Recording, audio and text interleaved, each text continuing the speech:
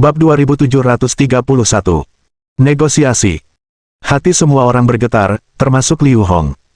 Meskipun dia juga telah menjalankan banyak misi dan membunuh banyak orang. Namun berbeda dengan seseorang seperti Liang Xianghe, yang mencapai statusnya saat ini melalui niat membunuh murni, menebas jalannya dengan parang. Dalam hal ini, Liu Hong tidak dapat dibandingkan, dan mungkin tidak akan pernah bisa.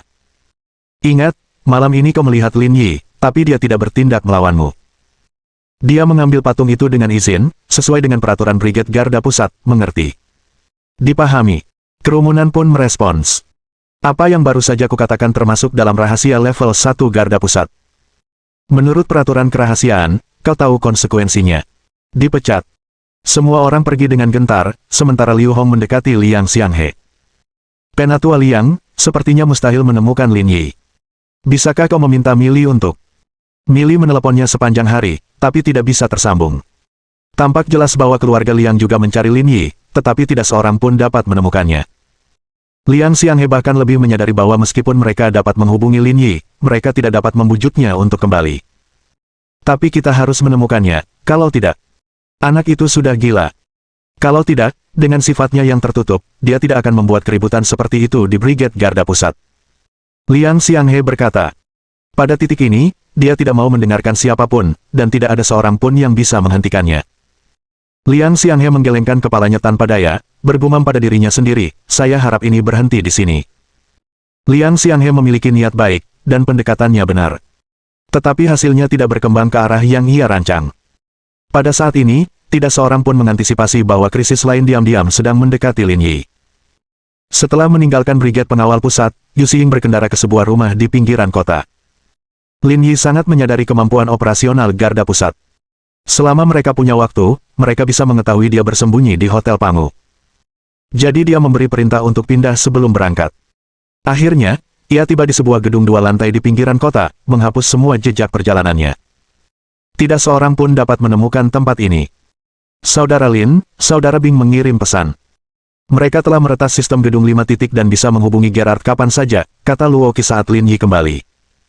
Berikan komputernya padaku, kalian tunggu di bawah. Lin Yi membawa komputer ke atas dan mengirim alamat IP-nya ke Xiao Bing untuk membuat koneksi 2 arah. Saat itu pukul 1 siang waktu AS. Gerard duduk di kantornya, dengan seorang pria parubaya berdiri di hadapannya. Di usianya yang 30-an, dengan rambut pirang, mata biru, dan jenggot, wajahnya tampak jelas, dia akan dianggap tampan berdasarkan ukuran apapun. Namanya Morici, Kapten Ghost Squad. Kongres sangat tidak senang dengan operasi ini, karena yakin kami telah bertindak gegabah, kehilangan kredibilitas jangka panjang, dan secara tidak sengaja menciptakan banyak musuh. Saya rasa pada pertemuan berikutnya, mereka akan menggedor meja dan menginterogasi Anda, kata Morici. Sudah kuduga. Biarkan saja orang-orang bodoh itu datang, Gerard mengangkat bahu acuh tak acuh. Kita telah menderita begitu banyak kerugian di tangan rakyat Tiongkok. Jika kita tidak menunjukkan kekuatan kepada mereka, kita tidak akan mampu mengangkat kepala kita di mata dunia. Tapi sudahkah kau memikirkan langkah selanjutnya? Kita tidak bisa menyimpannya selamanya, kita harus segera mengambil patung itu. Tidak perlu terburu-buru, kita sekarang berada di posisi yang lebih unggul, yang memungkinkan kita untuk memaksimalkan keuntungan kita. Baiklah, aku ada urusan lain yang harus diurus, jadi aku pergi sekarang. Gerard mengangguk, jelas tengah memikirkan cara memaksimalkan kepentingannya sendiri. Suara mendesing. Tepat pada saat itu, pintu kantor didorong terbuka, dan seorang sekretaris wanita berseragam bergegas masuk. Tuan Gerard, ada yang tidak beres. Komputer kita diretas. Bagaimana mungkin? Siapa yang berani melakukan hal seperti itu? Kami juga tidak tahu, komputer kami tiba-tiba macet, dan layar menampilkan gambar pisau bedah. Pisau bedah. Gerard tidak dapat memahami apa maksudnya ini, dia juga tidak mengetahui niat pihak lain. Pada saat ini, Gerard memperhatikan bahwa komputernya sendiri menampilkan gambar pisau bedah yang sama. Namun tak lama kemudian, layarnya terdistorsi dan Lin Yi muncul tanpa topeng. Kamu bisa pergi sekarang. Aku akan mengurus ini, kata Gerard lembut. Dipahami. Sekretaris itu menanggapi dan pergi. Kantor menjadi sunyi, Gerard dengan hati-hati duduk kembali di kursinya, mengamati video bersama Lin Yi dengan serius. Orang-orang di Tiongkok, kita akhirnya punya kesempatan untuk saling berhadapan. Kau mengejutkanku dengan memilih metode yang putus asa ini. Lin Yi berkata dengan acuh tak acuh. Harus kuakui, langkahmu tidaklah cerdik, bahkan agak bodoh. Ingat, aku tidak mencari evaluasimu, kata Gerard dengan wajah dingin. Memang, masalahnya sekarang adalah bagaimana menyelesaikan masalah ini. Lin Yi mengulurkan tangannya, memperlihatkan dua patung kepada Gerard. Aku tahu kalian menginginkan ini, jadi berhentilah bersembunyi. Ayo kita tukarkan, pilih lokasi, dan jangan buang-buang waktu. Apakah kamu pikir kamu punya kemampuan untuk bernegosiasi denganku? Kamu tidak memenuhi syarat. Lin Yi terkekeh dingin, kau mungkin membunuhnya, bahkan di depanku, tapi kau harus tahu konsekuensi memprovokasi seorang yang putus asa. Jangan lupakan Yokosuka tahun lalu, dengan semua orangmu, tapi kau masih belum bisa menangkapku. Saat Lin Yi menyebutkan insiden Yokosuka tahun lalu, wajah Gerard berubah jelek karena marah, tinjunya terkepal, ekspresinya geram. Selama bertahun-tahun, memimpin tim Ghost dan Storm selalu berhasil, tidak ada yang bisa menghentikannya. Kecuali tahun lalu, ketika dia membajak sebuah kapal pesiar untuk menyerang pangkalan Yokosuka, dan dia masih belum punya cara untuk menangkapnya. Hal ini meninggalkan Gerard dengan bayangan yang signifikan, menjadi sesuatu yang tabu di hatinya, untuk tidak disebutkan oleh siapapun. Jangan marah, marah adalah tanda ketidakmampuan, tidak ada gunanya. Bajingan, jangan pikir aku takut padamu, itu hanya keberuntungan. Kau tahu itu bukan keberuntungan, dan aku tidak ingin berdebat, kata Lin Yi dengan tenang. Tapi mulai sekarang, ingatlah setiap kata yang kukatakan, karena aku bukan orang yang suka bercanda. Setelah jeda, Lin Yi melanjutkan. Jika ada luka lagi padanya, aku akan membatalkan kerjasama ini dan meninggalkanmu dalam kekacauan. Bab 2732. Membalikkan dunia. Jangan berpikir kamu bisa melakukan apapun yang kamu mau. Jika aku benar-benar menginginkannya, Yokosuka pasti sudah membangun kembali, jadi sebaiknya kau tahu tempatmu. Mulut Lin Yi melengkung membentuk senyum aneh, dan dia berkata, seseorang bisa saja tidak kompeten, tapi tidak bodoh, atau mereka bisa saja membawa kehancuran bagi dirinya sendiri. Mata Gerard menyipit, memancarkan kilatan dingin. Aku tahu kau sangat cakap, tapi mustahil kau bisa membunuhku. Aku tak mau berdebat denganmu tentang ini, kau tidak memenuhi syarat. Kalau begitu, mari kita langsung ke intinya, kata Lin Yi. Dalam 3 hari, kita akan berdagang di Laut Lepas, adil bagi kita berdua. Laut Lepas. Aku kurang suka tempat itu. Gerard berkata, kalau kalian mau membawa mereka kembali, datanglah ke Washington. Kalian boleh menolak, tapi kalian harus menanggung konsekuensinya. Washington. Lin Yi bergumam dalam hati, baginya, ini adalah hasil terburuk. Lin Yi tidak keberatan dan menyetujui permintaan Gerard. Lebih baik kamu jangan main trik, ini tidak akan ada gunanya bagimu. Jangan khawatir, aku tidak tertarik pada orang-orangmu. Gerard mengambil pena dan menulis beberapa angka di selembar kertas. Ini nomor kontak saya. Telepon saya kalau sudah sampai, nanti saya kasih tahu sisanya. Setelah mencatat nomor teleponnya, Lin Yi menutup video tanpa banyak berbicara lagi dengan Gerard. Bersamaan dengan itu, setelah menutup video, ekspresi Gerard berubah sangat tidak menyenangkan. Alasan penetapan lokasi transaksi di dalam negeri adalah untuk mencegah terjadinya hal-hal yang tidak diinginkan. Hal ini memudahkan pengerahan pasukan pertahanan, menghindari tipu muslihat apapun yang mungkin dilakukannya. Memikirkan hal ini, Gerard mengangkat teleponnya dan menghubungi nomor Morici. Kamu ada di mana?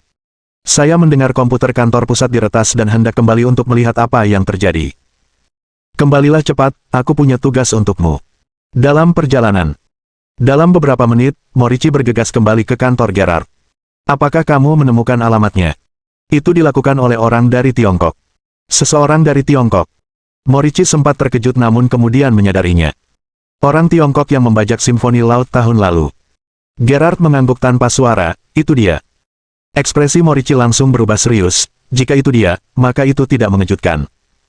Mendengarmu mengatakan hal itu jarang terjadi. Dia benar-benar memiliki kemampuan. Meski enggan mengakuinya, kemampuan Lin Yi jelas bagi semua orang. Setelah insiden Simfoni Laut, Morici telah melakukan simulasi yang tak terhitung jumlahnya, tetapi apapun metodenya, ia tidak dapat melepaskan diri dari pengepungan. Namun, dalam kebuntuan seperti itu, dia masih berhasil melarikan diri. Jika dia tidak pergi menyelamatkan Kaya Mitsui saat itu atau melindungi rekan-rekannya, melarikan diri dari Jepang tidak akan menjadi masalah sama sekali. Tapi aku tidak bisa melakukannya. Gerard diam-diam memperhatikan Morici. Dia adalah seseorang yang dilatih Gerard secara pribadi, sangat menyadari temperamennya. Dia adalah orang yang sangat percaya diri, tetapi insiden Ocean Symphony tahun lalu merupakan pukulan baginya. Dia bertemu seseorang yang tidak dapat dilampauinya. Memang tidak mudah bagimu untuk mengucapkan kata-kata seperti itu. Morici mengangkat bahu, saya akui dia memang tangguh, tapi saat insiden itu, sesuatu yang kita tidak tahu mungkin telah terjadi, kalau tidak, dia tidak mungkin lolos dari blokade dunia. Kalau saja saya tidak cedera dan bergabung dengan tim, mungkin hasilnya akan berbeda. Sekarang adalah kesempatanmu. Kesempatan apa? Saya sudah menetapkan lokasi transaksi di Washington, dan sebentar lagi Anda akan berkesempatan untuk berhadapan langsung dengan orang ini. Mata Morici menyipit, aku sudah lama menantikan momen ini. Tapi sebelum itu, ada satu hal lagi yang perlu kamu lakukan. Apa itu? Kirim seseorang untuk memantau poker. Jika Lin Jingzhan terlibat, situasinya tidak akan mudah, kata Gerard. Laporkan segera kepadaku setiap pergerakan dari orang-orang mereka. Dipahami. Yan Jing. Setelah menutup video, Lin Yi bersandar di sofa lantai 2. Ada aura pembunuh yang tak terbantahkan di matanya. Pada saat ini, Lin Yi bagaikan seekor serigala di tengah hutan, sangat cocok dengan deskripsi seorang yang putus asa. Dengan tenang, Lin Yi menyalakan sebatang rokok. Asap putih mengepul di depan matanya, membuat wajahnya yang muram tampak seperti mimpi. Selama percakapan, Lin Yi terus-menerus menyelidiki. Beruntungnya, penghargaan Gerard terhadap patung itu jauh melampaui ekspektasinya. Dengan demikian, nilai tawarnya menjadi jauh lebih berharga. Namun, yang membuat Lin Yi gelisah adalah Gerard yang menetapkan tempat transaksi di Amerika, tidak termakan umpannya. Saat ini, meskipun chipnya berat, ia masih harus mengikuti jejak Gerard. Memikirkan hal ini, Lin Yi mematikan rokoknya yang setengah terbakar dan berjalan menuruni tangga. Bos! Yu Xing dan yang lainnya berdiri, menunggu langkah Lin Yi selanjutnya. Kita akan bertindak dalam 3 hari. Beristirahatlah dengan baik beberapa hari ini. Ya. Memeriksa waktu dan melihatnya hampir pukul 2 pagi, Lin Yi berseru. Istirahatlah dulu, hemat tenagamu, khawatir itu tidak ada gunanya, dan kita tidak bisa berbuat apa-apa. Mengerti. Semua orang merasakan ketidakberdayaan, diperintah oleh orang lain bukanlah perasaan yang menyenangkan. Satu demi satu, kelompok itu menemukan tempat untuk beristirahat. Qiu Yuluo ditugaskan oleh Lin Yi untuk kembali ke brigade untuk menerima informasi relevan dengan mudah. Lewat pukul 3 pagi, jauh di malam hari, kendati pintu-pintu memisahkan mereka, dengkuran dari kamar-kamar lain masih dapat terdengar. Lin Yi berpakaian dan diam-diam meninggalkan rumah, menuju ke dalam kegelapan. Masuk. Saat dia hendak keluar gang, dia mendengar suara Qiu Yuluo. Dia menunggu di pintu keluar gang, mengendarai Land Cruiser hijau militer. Bukankah kamu sedang dalam perjalanan kembali ke brigade? Setelah mengenalmu selama bertahun-tahun dan mengikuti begitu banyak misi, jika aku masih tidak bisa menebak apa yang kau pikirkan, aku tidak pantas berada di sini. Qiu Yuluo berkata, aku sudah bersama Ning Che lebih lama darimu. Jika aku tidak bisa membalas dendam ini secara langsung, itu akan menjadi penyesalan seumur hidup, dan juga. Qiu Yuluo menyeringai misterius, aku juga sudah mengajukan pengunduran diriku, mari kita buat langkah besar. Kalau begitu, mari kita hancurkan sampai ke akar-akarnya. Lin Yi tidak berkata apa-apa lagi, membuka pintu penumpang, dan masuk ke mobil Qiu Yuluo. Kemana? Pertama ke Jepang, lalu terbang ke Maple Leaf Country, dan berkendara ke Washington. Baiklah. Rencana Lin Yi bersifat hati-hati, membiarkan mereka menyusup tanpa diketahui. Setelah merampungkan rencana, keduanya pun berangkat menuju tempat tujuan di bawah naungan malam. Bab 2733. Pengamat. Ketika keduanya tiba di Ottawa, hari sudah siang dan malam. Tujuan berikutnya adalah Washington. Namun di sini, keduanya tidak bepergian bersama. Lin Yi menjelaskan rencananya kepada Qiu Yuluo secara rinci. Banyak tugas lain yang memerlukan penanganan dan pengaturannya terlebih dahulu. Setelah menyelesaikan semua penjelasan, mereka berpisah dan bertindak sendiri-sendiri. Sekitar 8 jam kemudian, Lin Yi tiba di Washington, dan saat itu hari sudah gelap. Di bawah lampu neon warna-warni, Lin Yi duduk di dalam mobil, merokok dengan tenang. Ketika puntung rokoknya habis terbakar, Lin Yi mengeluarkan teleponnya dan menghubungi nomor Gerard. Saya sudah sampai. Cukup cepat, hanya 30 jam dan Anda sudah sampai. Kita lewati saja obrolannya. Beritahu aku lokasi transaksinya, kata Lin Yi dengan tenang. Dalam 27 jam, besok pukul 3 pagi, transaksi akan dilakukan di Hotel Huaki. Saya harap kamu tidak bermain trik, itu tidak baik untukmu.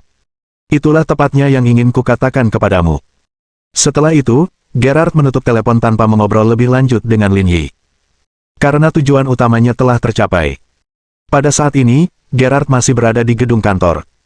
Meskipun kecepatan Lin Yi tidak terduga olehnya, itu tidak memengaruhi rencananya.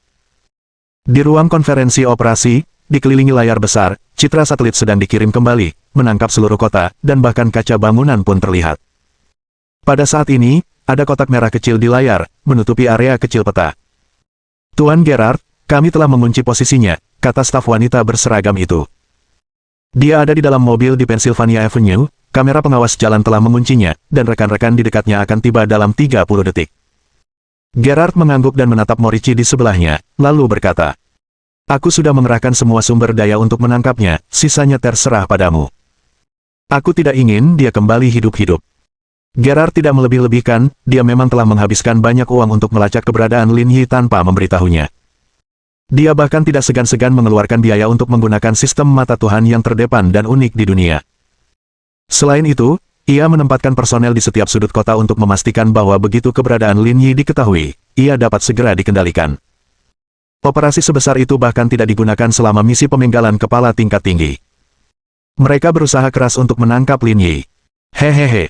Morici tertawa dingin. "Setelah posisinya terkunci, serahkan sisanya padaku. Silakan saja, pasukan hantu sudah pernah dikalahkannya sekali. Aku tidak mau ada masalah lagi kali ini. Beri aku waktu 1 jam, bahkan jika Tuhan sendiri melindunginya, aku masih bisa membawanya kembali kepadamu." Setelah Gerard menutup telepon, Lin Yi duduk dengan tenang di dalam mobil, mengamati sekeliling. Bahkan hingga larut malam, kawasan itu masih terang benderang. Dadada. Jari Lin Yi terus mengetuk sandaran tangan mobil, berlanjut selama sekitar 1 menit. Lalu Lin Yi meraih tasnya dan menuju ke Mist Valley Hotel di dekatnya. "Halo, nama keluarga saya Qin. Saya sudah memesan kamar tadi siang," kata Lin Yi sopan di meja resepsionis. "Halo, apakah Anda Tuan Qin Han Qin?" tanya resepsionis wanita cantik itu. "Ya. Baiklah, silakan tunggu sebentar." Lin Yi mengangguk dan melihat sekeliling. Mungkin karena ketegangan, dia merasa banyak orang yang muncul di sini mencurigakan, tetapi dia tidak bisa mengatakannya. "Tuan, proses check-in sudah selesai, ini kartu kamar Anda." "Baiklah, terima kasih." Mengambil kartu kamar, Lin Yi dengan sopan berkata, "Bisakah kamu mengirimkan sebotol anggur merah Bordeaux ke kamarku nanti? Aku tidak sabar, terima kasih." "Tidak masalah, saya akan mengatur seseorang untuk mengirimkannya segera." Lin Yi tersenyum, mengangguk, dan berbalik ke arah lift. Ketika Lin Yi sampai di kamarnya, dia baru saja melepas mantelnya ketika terdengar ketukan di pintu. "Tuan, anggur merah Bordeaux Anda sudah sampai." "Baiklah, tunggu sebentar." Lin Yi membuka pintu dan mendapati pelayan hotel berdiri di luar. Seorang pemuda berambut pirang bermata biru, mengenakan sarung tangan putih, dan dengan hati-hati memegang sebotol anggur merah. "Saya ada urusan lain yang harus diselesaikan, bisakah Anda menuangkannya untuk saya?" "Tentu. Untuk hotel kelas atas, layanan seperti itu sudah diharapkan." Pelayan datang, membuka tutup botol, dan menuangkan anggur ke dalam botol anggur. Sementara itu, Lin Yi terus mengurusi urusannya sendiri, tanpa mengganggu yang lain.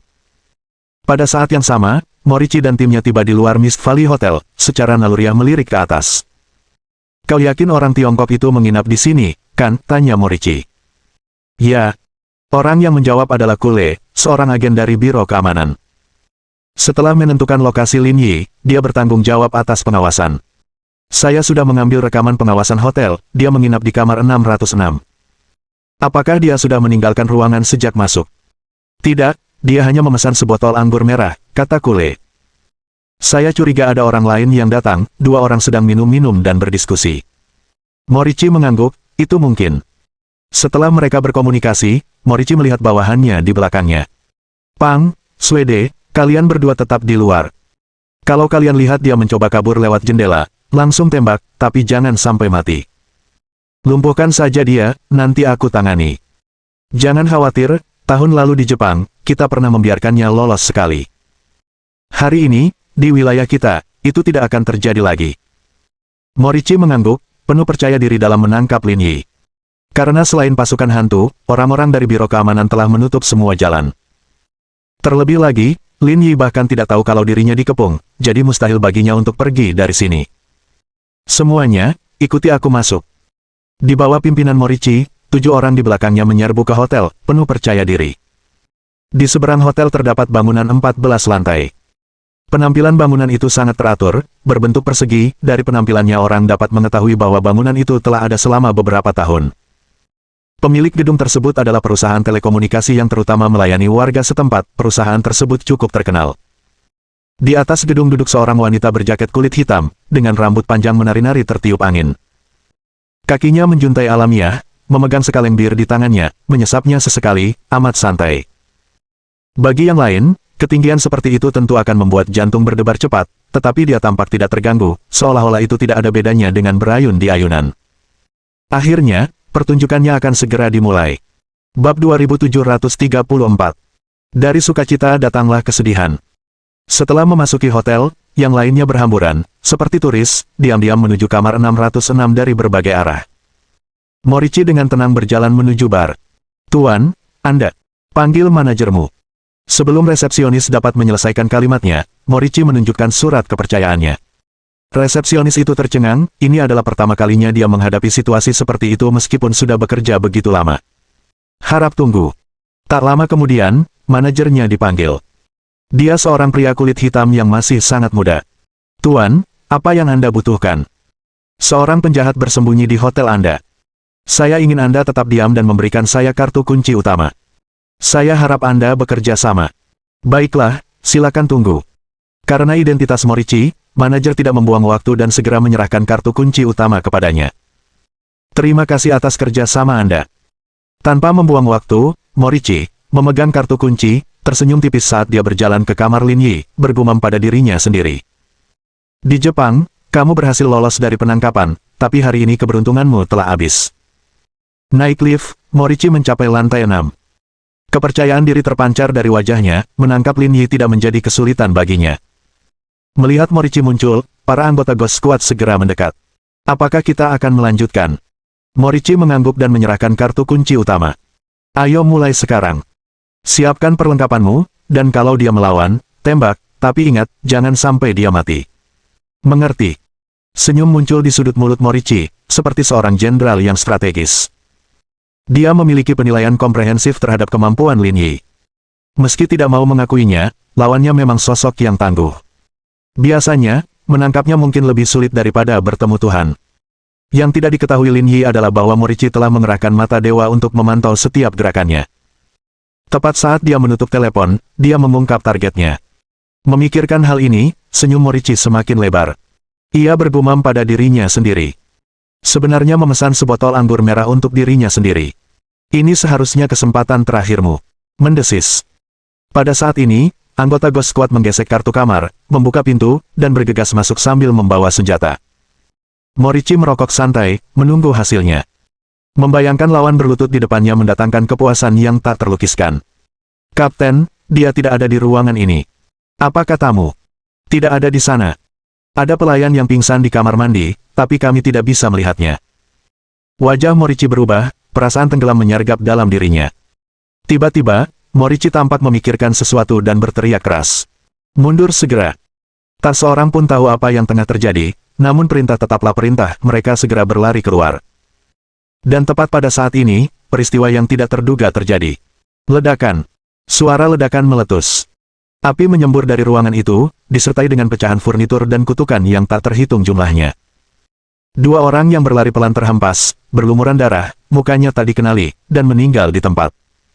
Akibat ledakan itu, tamu lain yang berada di kamar bergegas keluar.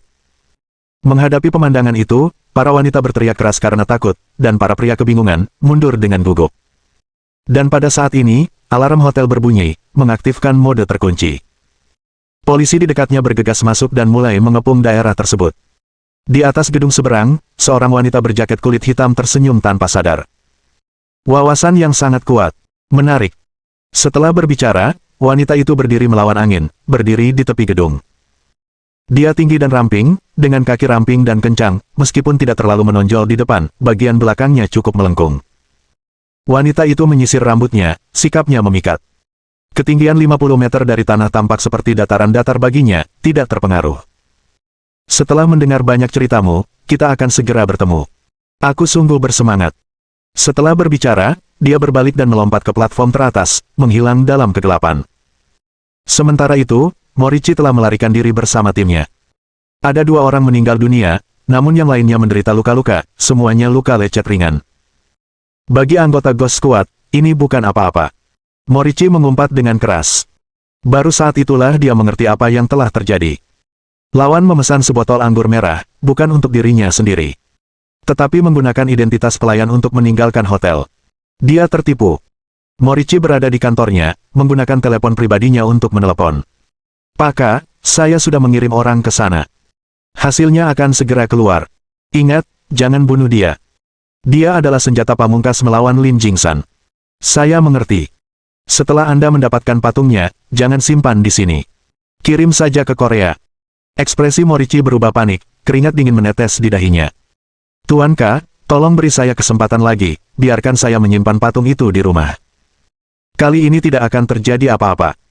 Telepon itu terdiam cukup lama. Dek dek dek. Jantung Gerard berdetak kencang seperti drum, berdebar tak terkendali.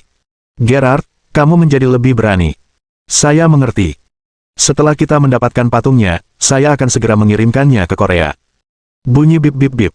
Pihak lain tidak menanggapi Gerard tetapi menutup telepon dengan jelas. Wajah Gerard menjadi sepucat kain kafan, duduk di kursi, terengah-engah. Seperti orang yang tenggelam, diselamatkan di ambang hidup dan mati. Bes bes bes. Lalu, telepon lain di meja berdering. Ini telepon biasa milik Gerard. Melihat peneleponnya adalah Morichi, Gerard merasa agak lega. Agaknya, hal itu sudah ditangani. Dia menarik napas dalam-dalam, menenangkan dirinya, dan menjawab panggilan Morichi. Rencananya gagal. Lawan melarikan diri dan berada di hotel. Apa katamu? Mendengar berita ini, Gerard membanting mejanya. Apa kau tidak punya orang yang mengawasinya? Bagaimana dia bisa lolos? Setelah memasuki hotel, dia menggunakan identitas pelayan untuk melarikan diri dan meledakkan bom di dalamnya. Blake dan Benson tewas. 2 orang meninggal. Ekspresi Gerard berubah marah. Morichi tetap diam, tidak yakin harus berkata apa. Cepat mundur, jangan buang waktu di sana. Aku akan mengirim orang lain untuk membereskan kekacauan ini. Ya. Bab 2735. Jalan panjang berlumuran darah. Gerard menutup telepon, tubuhnya tiba-tiba menggigil, hawa dingin langsung menjalar ke kepala. Dia baru saja selesai menelepon, mengatakan dia bisa menangkap Lin Yi dan mengambil patung itu, tetapi tak disangka, usahanya berakhir dengan kegagalan. Tatapan Gerard berubah sangat muram. Dia telah menggunakan mata dewa dengan maksud mengunci dan menangkapnya tanpa membuat siapapun waspada. Namun pada akhirnya, hal seperti itu tetap terjadi. Gerard tidak dapat memikirkan kemungkinan lainnya. Dia hanya bisa menghubungkannya dengan insting Lin Yi yang kuat. Wawasannya dan kemampuannya untuk meramalkan bahaya lebih kuat dari yang dibayangkan Gerard. Dengung, dengung, dengung. Tepat pada saat itu, telepon Gerard berdering lagi. Melihat nomornya. Yang mengejutkannya, ternyata Lin Yi yang menelepon. Melihat telepon yang berdering, ekspresi Gerard menjadi semakin gelap. Dia bisa merasakan bahwa Lin Yi sedang mencoba memprovokasinya. Dan dia tidak punya pilihan untuk menolak. Sambil memegang telepon, Gerard menjawab panggilan tetapi tidak berbicara. Kenapa kalian orang Amerika selalu suka melanggar aturan? Canda Lin Yi, itu bukan kebiasaan yang baik. Kau pikir kau begitu tangguh, gerutu Gerard sambil menggertakkan giginya. Tidak terlalu hebat, hanya menarik, jawab Lin Yi sambil tersenyum. Sebagai seorang buronan, bisa membicarakan peraturan denganmu sudah merupakan pengakuan terbesar yang bisa kuberikan. Setelah jeda, Lin Yi mengganti nada bicaranya dan melanjutkan. Tentu saja, kamu mungkin tidak percaya, tapi tidak apa-apa. Kita bisa main tebak-tebakan. Bisakah kamu menebak di mana ledakan berikutnya? Harvard, Patung Liberty, Presiden Mountain, Gedung Empire State. Jangan terlalu memaksakan. Terlalu jauh. Dibandingkan dengan apa yang telah kau lakukan, ini tidak ada apa-apanya, kan, kata Lin Yi sambil tertawa. Aku sudah menceritakan semua yang perlu kuceritakan kepadamu, sedangkan untuk pilihannya, itu terserah padamu. Setelah berbicara, Lin Yi langsung menutup telepon, tidak memberi Gerard kesempatan berbicara. Kantor itu sunyi, Gerard bahkan bisa mendengar napas dan detak jantungnya sendiri. Meski itu hanya insiden ledakan biasa, Gerard tidak bisa menghadapinya dengan tenang seperti yang dilakukannya terakhir kali. Dia tahu betul bahwa hakikat permasalahannya berbeda. Terakhir kali, ia berhadapan dengan anggota Brigade Penjaga. Namun kali ini, ia berhadapan dengan putra Lin Jingsan, seorang buronan yang telah menyerahkan segalanya. Seperti Lin Jingsan, dia memiliki darah gila yang sama mengalir dalam nadinya. Jika orang-orang ini marah, dunia itu sendiri mungkin akan mengikuti kejatuhan mereka. Keesokan harinya, Lin Yi sibuk menjalankan rencananya. Sementara itu, Qiu Yuluo juga sibuk dengan tugasnya. Lin Yi tahu dia sudah punya alat tawar-menawar dengan Gerard. Tetapi dia tidak tahu apakah dia bisa membawa Ning Che kembali. Kemenangan tidak selalu dapat membalikkan keadaan, satu kekalahan saja dapat mendatangkan bencana yang tidak dapat diperbaiki. Sekalipun dia memperoleh sedikit keuntungan, selama ada kesalahan sedikit saja, tak seorang pun bisa berakhir baik di tempat ini. Seiring berjalannya waktu dan malam tiba, ia menyelimuti kota dengan selubung hitam yang menawan. Pada saat ini, Lin Yi sedang duduk di sebuah kafe di seberang Hotel Huaqi, minum kopi. Di seberangnya adalah lokasi yang ditunjuk Gerard untuk transaksi. Dari sini, dia bisa mengamati status hotel. Saat ini pintu hotel ditutup, dan sejak sore hari ditutup untuk umum. Lin Yi tahu ini untuk persiapan transaksi malam itu. Dia memeriksa waktu, masih ada 5 jam sampai transaksi. Lin Yi mengamati dengan tenang, sesekali mengeluarkan peta untuk melihatnya. Dia menemukan bahwa lokasi Hotel Huaqi dapat digambarkan sebagai unik. Dikelilingi jalan-jalan lebar, fasilitas pengawasan pun lengkap, tanpa ada penutup apapun, bahkan sulit untuk menemukan tempat persembunyian. Gerard tentu saja telah mengambil pendekatan hati-hati, secara ekstrim. Berderit, ding-ding-dong. Pintu kafe didorong terbuka, diiringi suara lonceng angin yang merdu. Qiu Yuluo masuk mengenakan celana jeans biru dan kaos putih, lalu duduk di samping Lin Yi. Kudengar ada ledakan di Hotel Mist Valley, pasti itu ulahmu, kan? Saya tidak menyangka mereka bisa menemukan lokasi saya secepat itu, hanya menyiapkan tindakan pencegahan, tidak menyangka sesuatu akan benar-benar terjadi. Lin Yi menyesap kopinya dan berkata, sepertinya Gerard serius kali ini. Dia mungkin mengeluarkan semua kemampuannya. Qiu Yuluo tidak langsung menanggapi, malah diam-diam mengamati ekspresi Lin Yi. Sekali lagi, hatinya yang tegang bangkit. Meskipun mereka telah bekerja sama dalam banyak misi, setiap kali dia bisa melihat keyakinan yang kuat di wajahnya, bahkan emosinya pun berfluktuasi. Ini menunjukkan ia percaya diri, atau setidaknya punya cara untuk melawan. Namun kali ini, ekspresinya setenang air, bagaikan kanvas kosong, tanpa perubahan apapun. Qiu Yuluo dengan tajam memperhatikan kegelisahan batinnya.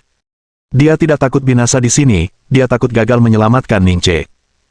Saya sudah memberitahu kedutaan, dan memasang titik-titik peledak di 6 lokasi berbeda, inilah kartu truf kita. Qiu Yuluo berkata, mobilnya sudah siap. Setelah dia diselamatkan, kita bisa segera berangkat. Akan ada petugas kedutaan yang membantu kita. Lin Yi menjawab dengan sederhana, tanpa berkata apa-apa lagi. Sejak saat itu, tatapannya terus tertuju pada pintu masuk restoran Huaqi, merenungkan sesuatu yang tidak dapat diketahui. Saya juga menemukan bahwa beberapa anggota Kongres tidak senang dengan tindakan Gerard, dan pihak asing juga mengambil sikap defensif, tidak mendapatkan keuntungan apapun selama operasi ini benar-benar situasi di mana 1.000 orang terluka, sementara 800 orang lainnya terluka. Saya selalu merasa ada yang tidak beres dengan hal ini, tapi saya tidak bisa menemukan apa yang salah. Kita kesampingkan masalah ini dulu, setelah kita menyelamatkan Ning Che, kita akan menyelidikinya lebih lanjut. Baiklah. Qiu Yuluo menjawab dengan lembut sambil menyeruput kopinya, dia berkata. Bisakah Anda yakin mereka tidak akan main-main dan bersedia bertransaksi di sini? Aku sudah memberitahu Gerard bahwa ini kesempatan terakhirnya, jika dia mengingkari janjinya, kita akan bertindak langsung, kata Lin Yi. Tubuh Qiu Yuluo menggigil, mengetahui kesabaran Lin Yi telah mencapai titik puncaknya. Tindakan provokatif apapun akan membuatnya benar-benar marah. Mendekati tengah malam, kafe itu tutup. Lin Yi dan Qiu Yuluo kemudian pergi, mengamati hotel dalam kegelapan seperti bangunan terbengkalai. Namun, keduanya tahu bahwa bagian dalam hotel jauh dari ketenangan luar. Sekitar pukul 1 pagi, sekitar 20 mobil polisi muncul di jalan. Sekelompok besar personel bersenjata menutup semua jalan, tidak ada satupun titik buta yang terlewat. Suasana dingin dan mematikan merasuki jalan-jalan. Pada malam biasa ini, seseorang harus mengatur bentangan jalan yang panjang. Bab 2736. Membawamu pulang. Pada saat ini, Hotel Huaqi sunyi dan sunyi. Jika orang yang lewat melihat pemandangan ini, mereka pasti mengira tempat itu tutup untuk hari itu. Tanpa mereka sadari, apa yang akan terjadi di sini akan menjadi sebuah transaksi yang tidak seperti transaksi lainnya. Di dalam hotel, setiap tempat dijaga ketat, bahkan seekor lalat pun tidak bisa masuk. Selain itu, ada pengaturan pengawasan 360 derajat, diperiksa beberapa kali, memastikan tidak ada titik buta. Lokasi transaksi dipilih bukan hanya karena manfaat geografisnya tetapi juga karena merupakan properti pribadi. Jika lokasi resmi dipilih, ledakan apapun akan menimbulkan dampak negatif. Di dalam salah satu suite Presiden Hotel, semua jendela tertutup rapat, tidak membiarkan cahaya masuk. Gerard, dengan cerutu di mulutnya, duduk di sofa, wajahnya tanpa ekspresi. Di sampingnya berdiri dua orang, seperti patung yang menjaganya. Ruangannya luas, setidaknya lebih dari 100 meter persegi. Selain sofa dan meja kopi, ada area yang luas untuk bergerak. Namun kondisi saat itu membuat ruangan terisi penuh orang, yang jumlahnya mencapai 18 orang. Kondisi orang-orang ini mengerikan, penuh dengan luka di mana-mana. Ning Che terjatuh di tengah-tengah mereka. Bekas darah di tubuhnya sudah mengeras dan mulai berkeropeng. Pakaiannya penuh dengan bercak-bercak hitam, bercak-bercak noda darah. Rambut panjang Ning Che acak-acakan, kepalanya sedikit miring ke belakang menempel di dinding. Dalam kondisinya yang lemah, ini adalah satu-satunya cara dia bisa menghidupi dirinya sendiri. Aku sudah memutuskan untuk melepaskanmu, mengapa menatapku dengan mata seperti itu? Gerard, seperti seorang pemenang, memandang Ning Che dan yang lainnya. Dengan sikap superior, seolah mengumumkan kemenangannya. Pada titik ini, tidak ada gunanya mengatakan apapun. Ning Che berbicara dengan lemah dan tak berdaya. Tindakan kalian merupakan deklarasi perang terhadap Brigade Garda Pusat. Sejak kalian menyerang, masa depan akan tanpa ampun, membiarkan kami pergi bukanlah pilihan yang bijaksana. Gerard setengah menutup matanya, selama berhari-hari, dia mencoba membuat Ning Che menyerah. Namun pada diri wanita ini terdapat ketahanan bagaikan berlian. Dia tidak pernah menyerah, begitu pula anggota timnya. Dia melawan dengan caranya sendiri, dengan menunjukkan rasa jijik. Tak kenal lelah, kata Gerard. Apa kau benar-benar yakin Brigade Garda Pusat punya kemampuan seperti itu? Ini keyakinan buta. Jika itu benar-benar kepercayaan buta, mengapa menggunakan serangan diam-diam, kata Ning Che dengan nada meremehkan. Dan kau masih memilih menyerang saat tim naga api pergi. Kelemahan bukanlah masalah sebenarnya, melainkan ketidakpedulian terhadap kebodohan. Kemarahan muncul di wajah Gerard. Pembangkangan ini menyentuh hati. Tapi tujuanku tercapai, aku tidak peduli dengan prosesnya. Ning Che terkekeh dingin, tidak mengatakan apa-apa lagi. Penghinaan yang mendalam membuat Gerard semakin tidak nyaman. Berdengung. Kunci pintu berdengung dengan listrik sebelum Morais masuk dan berkata, Tuan Gerard, sudah hampir waktunya. Bawa semuanya ke bawah. Ya. Sekelompok penjaga bersenjata datang dari luar, mengawal Ning Che dan yang lainnya keluar ruangan. Bagaimana keadaan di bawah? Tanya Gerard pelan. Semua jalan diamankan, begitu dia muncul, pergerakannya bisa dilacak, kata Morais tegas. Saya jamin, kali ini tidak akan ada masalah. Gerard mengangguk, bagaimana keadaan Lin Jingzhan di sana, apakah ada kegiatan yang tidak biasa? Baru-baru ini, mereka beristirahat di dekat hutan Kandaya, keempat kapten hadir, tampaknya tidak menyadari masalah ini. Gerard tetap diam. Baginya, pesan ini dapat dipercaya. Karena bukan putranya yang ditangkap, tidak perlu membuat keributan. Lagi pula, dia dan keempat kaptennya ada di pulau itu, bahkan kehilangan beberapa orang yang tidak penting tidak akan memengaruhi transaksi hari ini. Namun, Gerard yang cerdik tetap waspada. Dia meninjau kembali semua prosedur itu dalam pikirannya sekali lagi, tidak menemukan masalah, sebelum bangkit dan menuju ke bawah. Saat itu sudah pukul 3 pagi. Jalanan di sekitar hotel tampak sepi, bahkan para tunawisma pun telah dibersihkan. Kesendirian dan kehancuran memenuhi setiap sudut, menyerupai alam tak bernyawa. Perlahan, Lin Yi mendekat selangkah demi selangkah. Dia hanya berjarak belasan meter dari Hotel Huaki. Melihat sesosok muncul di jalan di kejauhan, para penjaga di dekatnya menjadi waspada. Keributan terjadi, semua orang mengambil senjata mereka, mengarahkannya ke Lin Yi. Lampu jalan yang redup menyinari Lin Yi, meregangkan bayangannya. Di sisi lain ada puluhan anggota Biro Keamanan dan pasukan hantu. Lin Yi berjalan sendirian, bagaikan seorang pejuang yang menantang dunia. Langkahnya lambat, tanpa ekspresi, tetapi kecepatannya tetap tidak berubah, bahkan ketika senjata diarahkan padanya. Dia tahu jika salah satu dari mereka menembak secara tidak sengaja karena gugup, hidupnya akan berakhir di sini. Namun dia tetap sangat tenang, seolah hendak menghadiri jamuan makan malam yang sudah dijadwalkan lama. Pada saat ini, keadaan kedua belah pihak tampak agak menakutkan. Pihak Gelat jelas memiliki lebih dari selusin orang bersenjata, namun saat Lin Yi mendekat, masing-masing tampak sangat tegang. Meski mereka tidak menyadarinya, langkah mereka terus mundur. Seolah-olah ada gelombang tak terlihat yang mendorong mereka kembali. Tak lama kemudian, Lin Yi sampai di depan mereka. Orang-orang membuka jalan, membiarkan Lin Yi lewat. Namun saat Lin Yi mencapai pintu, mereka mendekat lagi, mengelilinginya seperti sangkar yang tidak bisa dipecahkan. Pintu masuk hotel memiliki anak tangga tingkat 3 yang dilapisi karpet. Meski hanya diterangi cahaya sisa lampu jalan, warna merahnya mencolok, seakan bermandikan darah. Pemimpin tim Lin. Saat melihat Lin Yi masuk, semua anggota kelompok ketiga menatapnya. Lin Yi mengangguk dalam diam, memperhatikan Ning Che yang terluka. Jantungnya berdebar kencang, bagaikan seekor harimau liar yang berusaha melepaskan diri dari belenggunya. Namun perasaan tidak berdaya itu segera digantikan oleh rasa sesak napas. Seakan dicengkeram erat, tak mampu bernapas, namun tak mampu meredam amukan yang membakar dengan ganas. Kedua tatapan mata terkunci, mata Ning Che berkaca-kaca. Dia tahu Lin Yi akan datang, tidak seorang pun dapat mencegahnya. Itulah sebabnya dia menjadi dirinya sendiri. Lin Yi, jangan takut, aku akan mengantarmu pulang. Ning Che menutup matanya saat air mata mengalir. Pada saat ini, baginya, kematian adalah sesuatu yang setimpal. Bab 2737. Aku mencintaimu.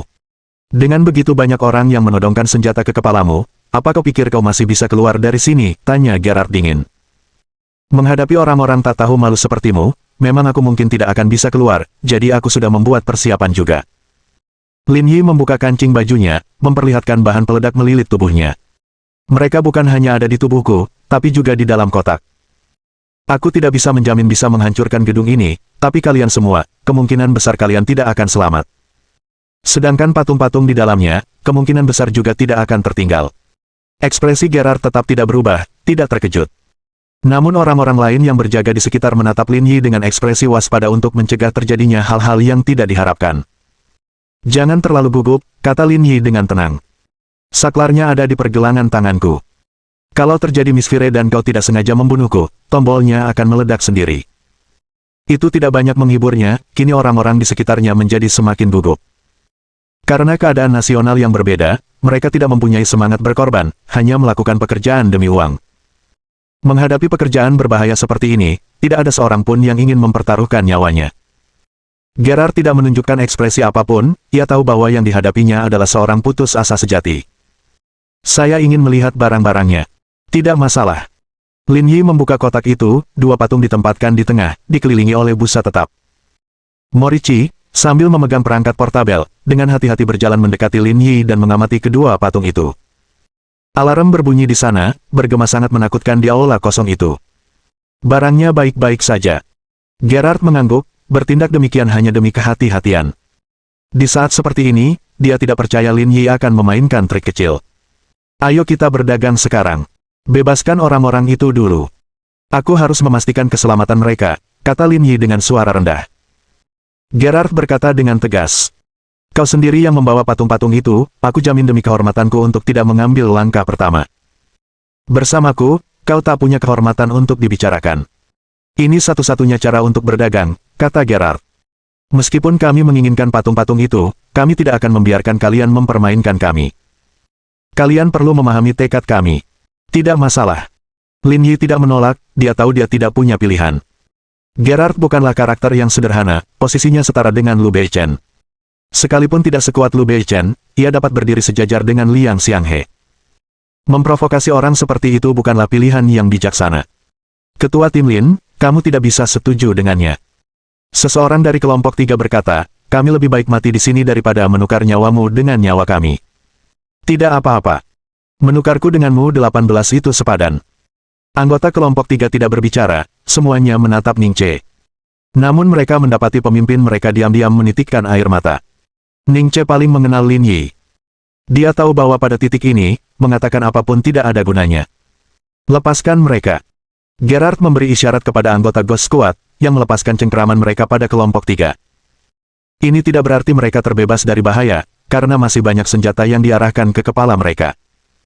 Namun Ning Che tidak peduli dan bergegas menuju Lin Yi. Bahkan dengan kaki yang terluka, bahkan dengan rasa sakit luar biasa di setiap langkah. Dia masih mengerahkan segenap tenaganya untuk memeluk Lin Yi erat-erat. Seluruh aula bergema dengan isak tangisnya. Orang-orang di sekitar ingin bergerak tetapi dihentikan oleh Gerard.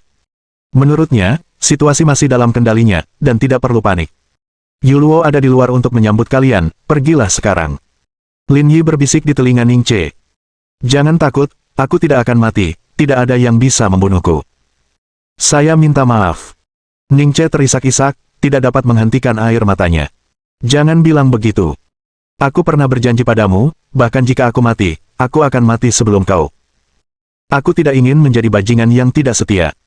Lin Yi dengan lembut mengelus punggung Ning Che, cepat pergi, kalau tidak, tidak akan ada yang bisa pergi nanti. Kau tahu aku, sekarang bukan saatnya untuk bicara seperti ini. Kata-kata Lin Yi menghentikan air mata Ning Che. Dia tahu, pada titik ini, bersikap sentimental hanya akan memperburuk keadaan. Sambil memegang wajah Lin Yi, Ning Che mengerahkan seluruh tenaganya untuk menciumnya.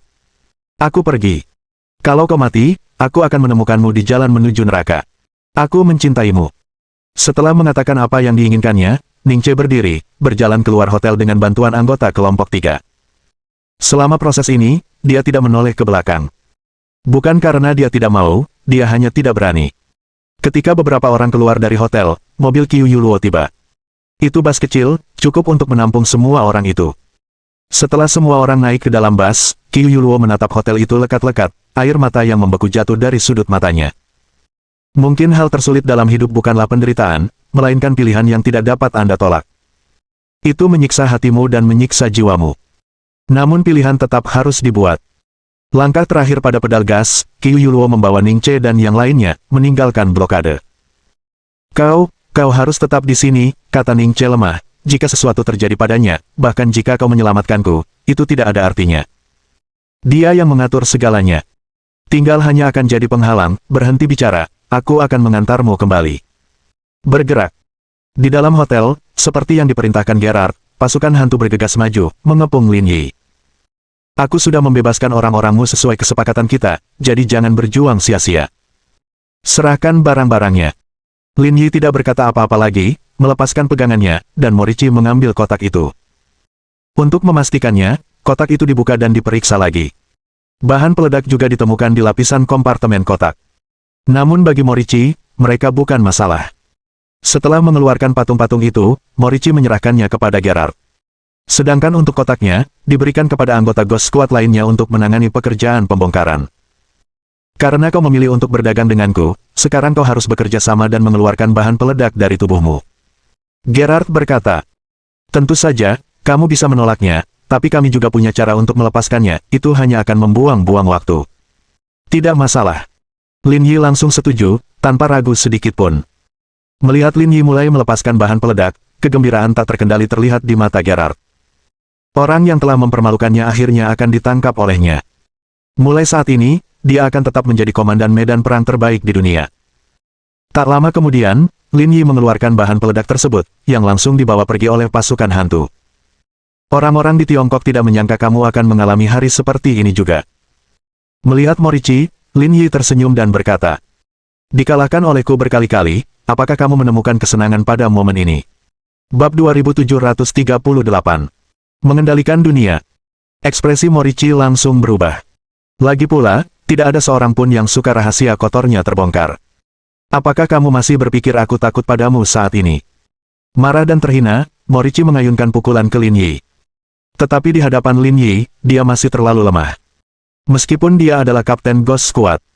Dengan mengangkat tangannya, Lin Yi menangkap tinju Morichi dan berkata dengan ringan. Orang yang tidak sabaran sepertimu tidak akan mencapai hasil yang signifikan. Kembalilah dan berlatihlah lagi, kau bukan tandinganku. Lin Yi mencengkeram pergelangan tangan Morichi, yang ekspresinya berubah menjadi panik.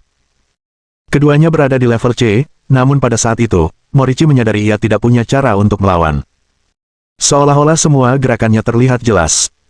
Tidak ada cara untuk bertahan, tidak ada cara untuk menghindar. Ah!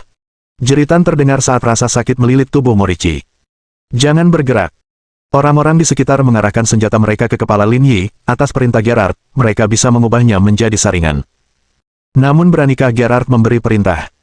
Jawabannya adalah tidak. Bahkan sekarang, sambil memegang patung itu, dia tidak berani menyakiti Lin Yi. Saat masih hidup, Lin Yi bahkan memiliki nilai yang lebih besar. Baik melawan Brigade Garda Pusat maupun Lin Jingsan. Jika dia meninggal, tidak seorang pun tahu hal gila apa yang mungkin dilakukan Lin Jingsan. Berhenti, kata Gerard. Pada tahap ini, konflik yang tidak ada gunanya lagi tidak diperlukan. Lin Yi terkekeh, lalu melepaskan tangan Morichi. Wajah Morichi muram, tatapannya menatap Lin Yi penuh kebencian dan kekhawatiran. Borgol dia dan bawa dia pergi. Ya. Bawahannya menanggapi, lalu mengeluarkan borgol, memborgol kedua tangan Lin Yi, dan mengawalnya keluar dari hotel. Lingkungan sekitarnya sunyi, lampu jalan memancarkan cahaya menakutkan di jalan yang kosong. Udara dingin membuat kota yang ramai ini semakin terasa menyeramkan.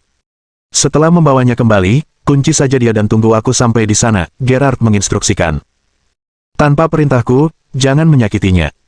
Setelah memberikan instruksi, Gerard mengambil patung itu dan masuk ke mobil di depan. Morici mengantar Lin Yi ke mobil berikutnya.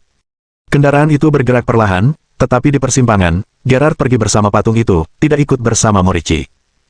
Di dalam mobil, wajah Lin Yi muram. Dia tidak menyangka Gerard akan pergi membawa patung itu sendirian. Ini tidak sesuai dengan statusnya dan akan menimbulkan kecurigaan. Sementara itu, mobil Gerard telah meninggalkan pandangan Lin Yi, menuju jalan lain. Dan di dalam mobilnya, selain pengemudi, tidak ada orang lain. Anda telah melakukan pekerjaan yang baik, saya pikir organisasi akan sangat senang. Kata sopir itu riang, bagaikan teman lama yang sedang bercanda, tidak terganggu dengan pangkat tinggi Gerard. Kau harus tahu, aku sudah berusaha keras untuk menangkapnya, kata Gerard sambil menyalakan sebatang rokok. Memobilisasi begitu banyak sumber daya untuk melawan seseorang yang masih sangat muda cukup memalukan bagi saya. Dia putra Lin Jingsan. Darah dosa mengalir dalam nadi mereka. Sekeras apapun usahanya, mengalahkan mereka selalu sepadan. Gerard bersandar di kursinya, mendesah, selama bertahun-tahun, dunia bangga membunuh Lin Jingsan, namun tak seorang pun pernah berhasil.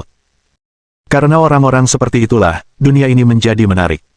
Sang pengemudi merenung bagaikan seorang penyair, sambil mengemudi perlahan. Lihatlah dunia ini, orang-orang sibuk mencari uang, yang lain hanya hidup, banyak yang meninggal karena perang dan kelaparan, namun kita dapat memanipulasi urusan dunia ini, bahkan menentukan waktu kematian mereka, memberiku sensasi seperti yang dimiliki Tuhan. Hehehe. Gerard tersenyum, tampaknya menemukan kenikmatan dan sensasi serupa dalam percakapan itu. Berhenti di tikungan berikutnya, kamu bawa patung itu ke Korea, aku tidak akan mengikuti. Tidak masalah. Mobil itu melaju di jalan, menghilang dalam kegelapan, seperti menuju alam kegelapan. Di jalan di depan, tampak sebuah penghalang, dilengkapi berbagai kamera, untuk memeriksa pelanggaran. Di atas penghalang itu duduk seseorang, dengan lengan yang panjang dan indah serta betis yang proporsional. Anehnya, dia memegang seutas tali di tangannya, ujung lainnya diikat ke penghalang, tujuannya tidak diketahui. Angin malam mengacak-acak rambut panjangnya. Dari jauh, ketika melihat sebuah mobil mendekat, dia mematikan puntung rokoknya, mengeluarkan ikat rambut dari sakunya, mengikat rambutnya, penampilannya sekarang bersih dan tajam. Kemudian, dia membuka jaketnya, mengeluarkan masker putih, dan memasangnya di wajahnya. Ditambah lagi dengan malam yang gelap gulita, penampilannya menjadi semakin menakutkan. Sementara itu, di dalam mobil, Gerard dan pengemudi memperhatikan sosok di palang pengawas, alis mereka berkerut tanpa sadar. Apa yang terjadi? Apakah para tunawisma di negara M sekarang tidur di tempat seperti itu, canda pengemudi itu. Gerard mengerutkan kening, merasa ada yang tidak beres. Saat mobil mendekat, dia dan pengemudinya menyipitkan mata. Baru pada saat itulah mereka menyadari bahwa orang yang berdiri di pembatas itu bukanlah seorang gelandangan atau pemabuk, melainkan seseorang yang mengenakan topeng. Melihat orang seperti itu, wajah mereka tiba-tiba berubah. Naluri mereka memberitahu bahwa orang ini sedang menargetkan mereka. Tanpa Gerard perlu mengatakan sepatah kata pun, pengemudi secara naluriah menginjak rem, bersiap untuk memutar kemudi. Gerard juga menghunus belatinya, siap seandainya terjadi sesuatu. Dia sendiri adalah level A, Snell level B, bahkan jika anggota Brigade Garda Pusat datang, mereka tidak dapat memperoleh keuntungan apapun. Pada saat ini, wanita berjaket kulit hitam itu bergerak. Dia mencengkeram tali dan berayun turun dari penghalang. Kelambanan yang luar biasa dan perhitungan yang tepat memungkinkannya mendarat tepat di kaca depan mobil. Menabrak. Kaki wanita itu, bagaikan senjata tajam, menghancurkan kaca depan yang tebal. Namun, hentakan besar itu tidak mengganggu kelancaran tindakannya. Setelah menyusup ke dalam mobil, kaki wanita itu melilit leher pengemudi, melilit dengan tajam dan mematahkannya. Aduh! Wanita itu memberikan tendangan samping kepada pengemudi. Kekuatan yang dahsyat itu membuat tubuh dan pintu mobilnya terlempar keluar. Wanita itu dengan lancar duduk di kursi penumpang depan, satu tangan di kemudi dan tangan lainnya memegang pistol, diarahkan ke Gerard. Jangan bergerak, Tuan Gerard, kau sekarang sandera saya. Bab 2739. Gelombang serangan balik. Gerard tertegun, duduk di kursi belakang tanpa bergerak. Sejak wanita itu muncul hingga sekarang, belum genap 5 detik. Snake telah mencapai level B, dan tidak lama lagi, ia mungkin akan naik ke level A. Namun orang ini membunuhnya dalam sekejap. Ini berarti dia setidaknya berlevel A, atau bahkan kelas S. Siapa sebenarnya kau? Tidak ada pemimpin sepertimu di Brigade Garda Pusat. Siapa aku tidaklah penting. Kalau kau tidak mau mati, serahkan saja patung itu. Wajah Gerard berubah sangat jelek, terjebak dalam dilema. Jika dia menyerahkan patung itu, semua usaha yang telah dilakukannya selama bertahun-tahun akan sia-sia. Mustahil bagiku untuk menyerahkan patung itu. Kalau kau punya nyali, bunuh aku. Pantas saja kau bisa mengendalikan Storm dan Ghost Squad, kau punya keberanian. Tapi kau kekurangan alat tawar-menawar. Suara wanita itu memikat, dengan keyakinan kuat dalam kata-katanya. Kamu bisa memilih untuk tidak bekerja sama, tapi itu tidak akan mengubah akhir cerita. Jangan terlalu percaya diri. Begitu kata-kata itu terucap, Gerard tiba-tiba bergerak, menjatuhkan pistol dari tangan wanita itu. Lalu dia mengepalkan tangan kanannya dan meninju ke arahnya. Meskipun aku ingin mengendalikan kendaraan, berurusan dengan orang tua sepertimu seharusnya tidak menjadi masalah. Wanita itu sedikit menggerakkan pergelangan tangannya, meraih lengan Gerard dari belakang, dan tiba-tiba menariknya ke arah celah antara kursi. Detik berikutnya, dia memutar lengan Gerard ke posisi yang sangat terdistorsi. Ah! Gerard menjerit sedih, menyadari hal itu pada saat ini. Wanita di hadapannya sudah berada di kelas S. Mobil itu perlahan berhenti, wanita itu keluar, membuka pintu, dan menghadap Gerard langsung. Dia mengambil patung itu dari kaki Gerard dan memegangnya di tangannya. Gerard menggertakkan giginya. Dia tidak dapat memahami apa yang salah. Orang-orang poker jelas berada di pusat penahanannya, jadi dari mana wanita ini berasal? Tuan Gerard, saya tidak yakin apakah kita akan bertemu lagi, tetapi demi Tuhan, saya mendoakan yang terbaik untuk Anda. Dengan itu, wanita itu mengambil patung itu dan menghilang ke jalan panjang. Setelah itu, dia mengeluarkan ponselnya dan mengirim email, dengan isi yang sederhana. Hanya sekedar isyarat, oke. Menghadapi angin sepoi-sepoi, wanita itu menyalakan sebatang rokok dan bergumam pada dirinya sendiri. Aku sudah membantumu semampuku, sisanya kau urus sendiri. Ledakan. Tepat pada saat itu, wanita itu mendengar ledakan melalui telinganya, ekspresinya langsung berubah. Apa yang terjadi? Apa yang dia lakukan? Wanita itu berdiri dengan terkejut, mendengarkan suara-suara kacau itu. Dia hanya tahu segala sesuatunya kacau di sana, tidak yakin apa sebenarnya yang terjadi. Wanita itu tersenyum dan berkata, meskipun agak berlebihan, jangan sia-siakan. Ayo, jungkir balikkan dunia ini. Setelah berkata demikian, dia merogoh sakunya, mengeluarkan tombol merah, lalu menekannya tanpa ragu. Di sisi lain, setelah Gerard pergi, Morici bertanggung jawab untuk menahan Lin Yi dan membawanya ke penjara yang ditentukan. Orang-orang di Tiongkok, kesalahan terbesar kalian adalah meremehkan kekuatan dan tekad kami, kata Morici. Pertama, kau merampas manuskrip kuno itu, lalu mengambil patungnya. Apa kau benar-benar berpikir kami tidak bisa berbuat apa-apa padamu? Itu sesuatu yang berada di wilayah Tiongkok. Mengambilnya kembali seharusnya dianggap masuk akal, kan? Hal-hal yang berada di wilayah Tiongkok.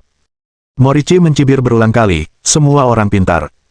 Aku yakin Brigade Garda Pusat tidak makan tanpa hasil. Mereka seharusnya tahu asal-usul kedua barang itu. Tapi apapun yang muncul di wilayah Tiongkok adalah milik kita, kata Lin Yi acuh tak acuh, tetapi tatapannya tetap keluar jendela mobil, seolah mengamati sesuatu.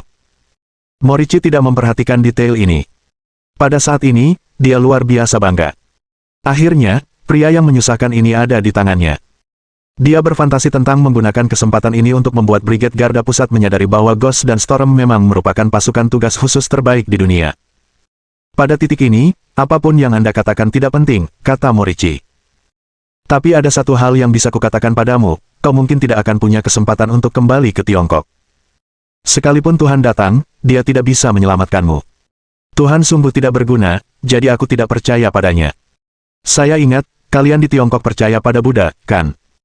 Memang ada keyakinan seperti itu, dan kami orang Tiongkok punya pepatah, mengandalkan orang lain tidak sebaik mengandalkan diri sendiri. Apa maksudmu? Apa kau masih berencana kabur? Apa menurutmu itu mungkin? Morici tertawa.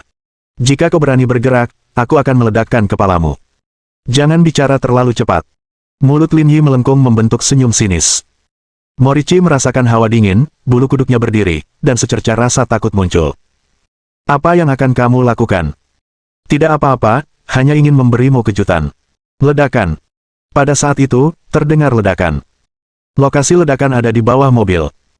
Dampaknya yang dahsyat bagaikan ledakan udara, membuat mobil Lin Yi dan Morici melayang setinggi 3 hingga 4 meter. Perubahan mendadak itu membuat semua orang di dalam mobil kehilangan keseimbangan. Dalam keadaan tanpa bobot, tak seorang pun dapat mempertahankan posisi semula, terhimpit seperti muatan. Bahkan senjatanya pun jatuh ke tempat lain. Namun dalam kondisi seperti itu, ada pengecualian. Kemampuan fisik Lin Yi yang tangguh memastikan bahwa bahkan dalam benturan seperti itu, ia dapat mempertahankan kekuatan tempur dan mobilitasnya. Cepat di tangan dan mata, lengan Lin Yi berubah menjadi lingkaran, menjebak Morichi di tengahnya. Borgol itu menekan leher Morichi, mencekiknya dengan erat. Kamu sebenarnya. Tebakanmu benar, bahan peledaknya terkubur di bawah tanah, dan saklarnya ada di sol sepatuku, kata Lin Yi. Jangan khawatir, bukan hanya kau saja yang akan mati, tapi Gerard juga, hanya saja kau mendahuluinya. Dengan itu, Lin Yi meningkatkan kekuatannya, mencekik Morichi hingga mati, dan dengan cepat kehilangan tanda-tanda vitalnya. Sementara itu, mobil itu mendarat, berguling beberapa kali karena gaya inersia. Orang-orang di dalam mobil berguling-guling seperti dadu dalam kotak. Meskipun mereka adalah anggota Ghost Squad, mereka hanya bisa menahan dampaknya secara pasif, tidak mampu memberikan respon lain. Setelah menyingkirkan Morichi, Lin Yi memfokuskan kekuatannya, memusatkan seluruh tenaganya pada pergelangan tangannya. Setelah memperoleh kekuatan tingkat E, kekuatannya yang sudah mengerikan menjadi lebih mengerikan lagi. Borgolnya langsung dipatahkannya, rantainya putus menjadi dua, mengembalikan kebebasannya. Dan pada saat ini, mobilnya berhenti, tetapi terbalik total, tampak sangat tragis. Sementara itu, anggota pasukan hantu cepat bereaksi, siap bergerak melawan Lin Yi. Jangan sia-siakan usahamu, sudah terlambat, kata Lin Yi sambil tersenyum dingin. Bab 2740. Identitas orang misterius. Bajingan sialan. Para anggota pasukan hantu mengumpat dengan kejam. Tetapi pada saat ini, mereka telah kehilangan keuntungan apapun, terutama tanpa senjata. Bang! Gerakan Lin Yi bersih dan cepat, pukulan lurus mendarat tepat di wajah lawan. Kekuatan yang luar biasa besarnya bagaikan longsoran salju, dicurahkan secara gegabah. Retakan. Tidak terdengar teriakan seperti yang diduga, hanya suara tulang retak yang mengerikan. Anggota pasukan hantu itu bahkan tidak sempat berteriak sebelum Lin Yi meninjunya hingga mati. Pada saat ini, hanya dua orang yang tertinggal di dalam mobil. Salah satunya adalah pengemudi, tetapi saat terguling, tubuhnya tersangkut di celah dan tidak bisa bergerak, sehingga tidak lagi menjadi ancaman bagi Lin Yi.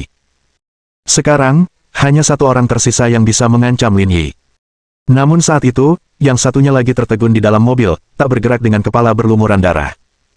Setelah melihat rekannya terbunuh dengan satu pukulan, dia terlalu takut untuk mengucapkan sepatah kata pun. Mereka semua sudah mati, sebaiknya kau bergabung dengan mereka. Bang! Dengan metode yang sama, pukulan berikutnya mendarat dan membunuhnya seketika. Dengan cepat dan cermat, Lin Yi mengamati area sekitar, menemukan pistol yang terjatuh ke tanah, dan membidikkannya ke kepala pengemudi, merenggut nyawanya dengan satu peluru. Dan tepat pada saat itu, orang-orang dari mobil sekitar sudah bergegas menghampiri.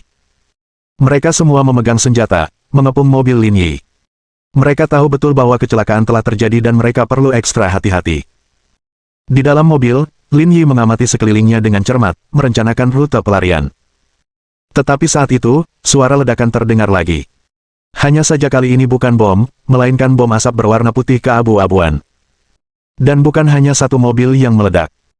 Asap putih pekat mulai mengepul dari bawah setiap kendaraan, seketika menutupi langit dan menghalangi matahari, dengan jarak pandang kurang dari 1 meter. Lin Yi tertegun. Ini tidak diatur olehnya. Namun dalam ingatannya, hal itu tidak mungkin diatur oleh Qiu Yuluo juga. Lalu siapa yang melakukan ini? Sial. Rekannya ada di sini, cepat ke sana dan tangkap dia. Kita tidak boleh membiarkannya lolos. Teriakan terdengar dari luar kendaraan, membuat seluruh jalan menjadi kacau. Teriakan terus-menerus itu menunjukkan urgensi mereka untuk menangkap Lin Yi, tetapi tidak satu pun dari mereka yang mengambil tindakan lebih lanjut. Mereka tidak tahu di mana musuh berada, di negara yang semangat berkorbannya tidak tinggi, tidak seorang pun akan menyerang dengan putus asa tanpa memastikan keselamatan mereka sendiri. Ini juga memberi Lin Yi kesempatan yang sempurna. Pada saat ini, dia tidak peduli siapa yang menolongnya dari balik bayangan. Tetapi satu hal yang pasti, orang yang bersembunyi dalam bayangan itu pasti ada di pihaknya. Mengetahui hal ini saja sudah cukup. Adapun sisanya, itu tidak penting. Menunggu saat yang tepat, Lin Yi menerobos keluar jendela, memanfaatkan kabut tebal untuk lolos dengan mulus dari kejaran pasukan hantu dan personel resmi. Namun, Lin Yi tidak langsung pergi. Malah, sambil memegang pistol, ia menembaki tangki bahan bakar beberapa mobil hingga semuanya hancur. Bensin pun tumpah ruah, dan tak lama kemudian bau harum bensin memenuhi seluruh jalan. Tidak bagus. Lari. Anggota veteran Ghost Squad menyadari ada yang tidak beres setelah melihat tangki bahan bakar meledak, segera memanggil yang lain untuk segera mengungsi. Bang, bang, bang. Beberapa peluru lagi ditembakkan, semuanya mengenai tanah. Percikan kecil itu menyulut bensin di tanah, dan kendaraan itu langsung terbakar hebat dalam sekejap. Suasana menjadi makin kacau. Tetapi Lin Yi tidak pergi, melanjutkan rencananya. Sambil memegang pistol, dia menembak tanpa tujuan ke arah gedung-gedung di sekitarnya. Garis-garis merah jingga menyala melesat ke segala arah. Beberapa berterbangan ke jendela bangunan rumah tinggal, sementara yang lain bersarang di papan nama toko. Lampu jalan di sekitar juga hancur total. Pada saat ini, seluruh jalan berubah menjadi kekacauan. Suara ledakan dan tembakan membangunkan warga yang tinggal di dekatnya. Teriakan ketakutan dan teriakan marah memenuhi jalan, seakan-akan mereka telah menghadapi bencana besar. Melihat hasil karyanya, senyum pun mereka di sudut bibir Lin Yi, lalu dia membuang pistolnya yang kosong, menghilang di balik malam. Beberapa menit kemudian, Gerard kembali ke tempat kejadian dengan mobil yang rusak parah. Saat menyaksikan akibat yang mengerikan itu, dia tercengang. Dia percaya bahwa meskipun patung itu hilang, selama Lin Yi masih di tangannya, dialah yang akan menang. Tetapi sekarang, hal seperti itu telah terjadi, rasanya seperti langit runtuh menimpanya. Namun, terlepas dari segalanya, Gerard adalah seorang veteran berpengalaman. Dia segera mendapatkan kembali ketenangannya dan mulai mengarahkan operasi penyelamatan. Namun, baginya, tantangan terbesar bukanlah kekacauan yang terjadi di hadapannya, melainkan kerumunan orang yang menyerbu ke jalan. Mereka adalah warga sipil biasa, yang lantang berunjuk rasa dan tidak mungkin ditahan. Meskipun jumlah korbannya dapat diterima, dampaknya sangat negatif. Karena misinya gagal lagi, dia tidak bisa lagi memberikan pertanggungjawaban kepada organisasi. Semua faktor ini membuat Gerard semakin tidak nyaman. Sekitar 1 jam kemudian, operasi pembersihan selesai, tetapi insiden tersebut telah menyebar luas di kalangan masyarakat. Di Twitter, orang-orang dengan antusias mendiskusikan apa yang terjadi tadi malam, berusaha mengungkap kebenaran masalah tersebut. Saat ini, Gerard sudah kembali ke kantornya. Berita yang beredar luas di internet menjelaskan segalanya. Peristiwa ini telah menimbulkan dampak yang sangat negatif di masyarakat, dan kecepatan penyebarannya sungguh luar biasa cepat. Rasanya seolah-olah, dalam 1 malam, seluruh dunia mengetahuinya. Gerard duduk di kursi tanpa bergerak, lantai dipenuhi puntung rokok. Sekalipun kejadian itu telah menimbulkan akibat yang amat negatif, Gerard sudah tidak berminat lagi untuk memperdulikannya. Pandangannya sesekali tertuju pada telepon di atas meja sebelum akhirnya mematikan puntung rokok dan mengangkat telepon itu. "Tuan K, kudengar ada insiden di pihakmu. Apakah ada hubungannya dengan ini?" Jantung Gerard berdebar kencang, seolah hendak melompat keluar dari tenggorokannya. "Awalnya kami berhasil, tetapi seseorang muncul di jalan, menggagalkan semua rencanaku." Ada keheningan sesaat di ujung telepon yang lain. "Bukankah ini seharusnya menjadi pertimbanganmu? Lawannya sangat kuat, kemungkinan besar sudah berada di kelas S Snake dan aku bukan tandingannya." "Kelas S?" Orang di ujung telepon lainnya juga agak terkejut. "Lawannya adalah seorang wanita, dan kekuatannya luar biasa," kata Gerard. "Dan sejauh yang aku tahu, Brigade Garda Pusat tidak punya orang sekuat ini." Perkataan Gerard terpotong oleh tawa dingin. "Lin Jingzhan menipuku lagi." "Lin Jingzhan?" tanya Gerard heran, "tapi semua orangnya ada di bawah pengawasanku, mustahil." "Itu bulan." Mohon dukungan dari omom ante-ante sekalian, buat subscribe atau sharekan novel Mimin ke Facebook kalian, agar channel Mimin bisa terus berkembang. Dengan begitu, Mimin bisa lebih semangat untuk up novel seru lain ke depannya. Buat teman-teman yang sudah subscribe dan sharekan novel Mimin, Mimin ucapkan terima kasih sebanyak-banyaknya. Sekiranya teman-teman menghadapi masalah video diputar dalam bahasa Inggris, coba tukar kepada bahasa Indonesia original melalui cara ini. Semasa mendengarkan, pencet tombol setting di atas kanan video, pilih audio track dan tukar bahasa.